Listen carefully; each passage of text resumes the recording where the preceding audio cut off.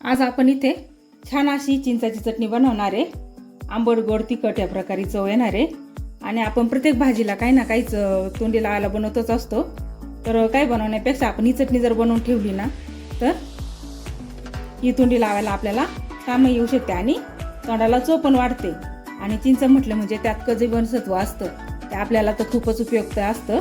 असं आपण खूप आंबट असल्यामुळे ती चिंच खात नाही, या प्रकारे चटणी केली तर आपण जेवणाबरोबर खाऊ शकतो आणि तोंडाची चव वाढते, त्यामुळे आपण त्याच्याबरोबर ती एक चपाती तर जास्त खाऊ शकतो।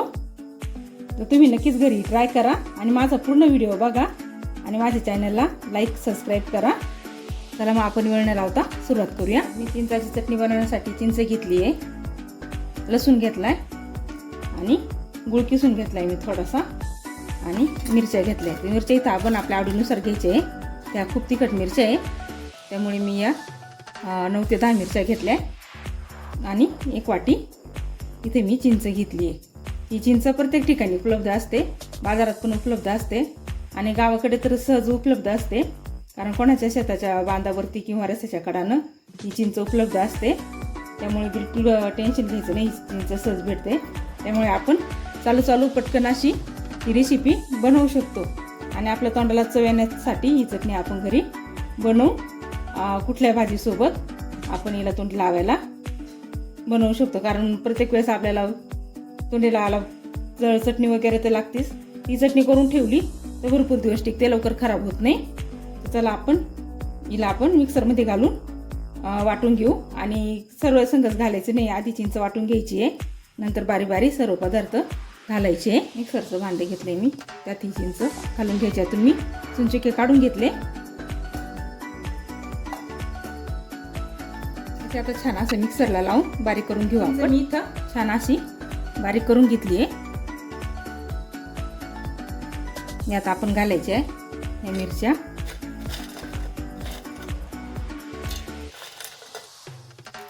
यात मी 9-10 मिरच्या घालून घेतल्या आणि लसणाच्या 9-10 पाकळ्या घेतल्या, त्या घालून घ्यायचे। आणि हा गूळ आपण या मिरच्या बारीक झाल्याच्या नंतर हा गूळ घालायचा आहे। तर पहिला आपण हे बारीक करून घेऊ। इथे मिरच्या आणि लसूण बारीक झाले ह्याप्रमाणे।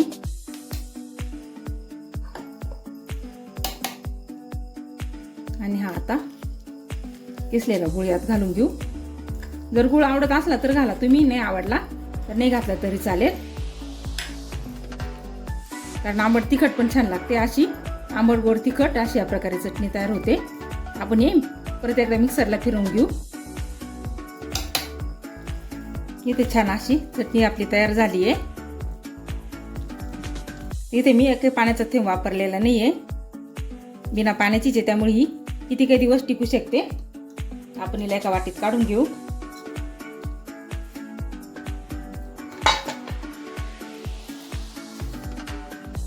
आणि छान हिची चव येते, आंबट गोड तिखट कुठल्या भाजीसोबत तुम्ही तोंडी लावायला घेतली तरी चालेल। आणि हवा बंद डब्यात जर ठेवली एखाद्या छोट्याशा बरणीत घालून तर कवर पण ही टिकते।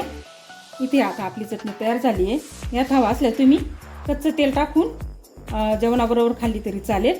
इथे मी तेलाचा तडका करून टाकणार आहे, त्यामुळे आणखीन चव जास्त वाढणारी चिवाली। तर आपण तडका करू। यात आपण चमचा 1 ते 2 चमचे आपण तेल घेऊ।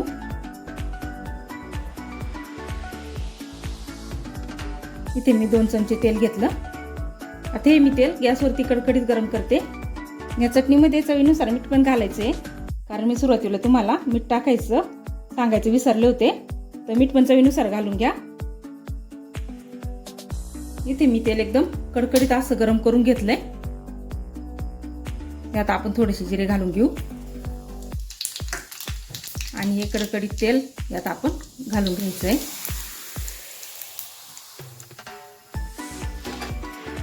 आणि आता आपली चटणी खाण्यासाठी रेडी झाली आहे। एकदमच टेस्टी अशी चटणी तयार होते आपली वाली।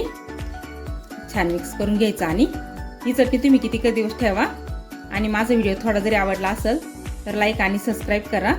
लाईक आणि सबस्क्राईब केल्यामुळे काय होतं की तुम्हाला माझे नवनवीन व्हिडिओ लगेच पाहायला भेटतात आणि मला पण प्रोत्साहन भेटतं की मग मी पुढे नवीन नवीन व्हिडिओ तुम्हाला बनवून दाखवू शकते. चला तर मग भेटूया आपण पुढच्या व्हिडिओमध्ये. धन्यवाद.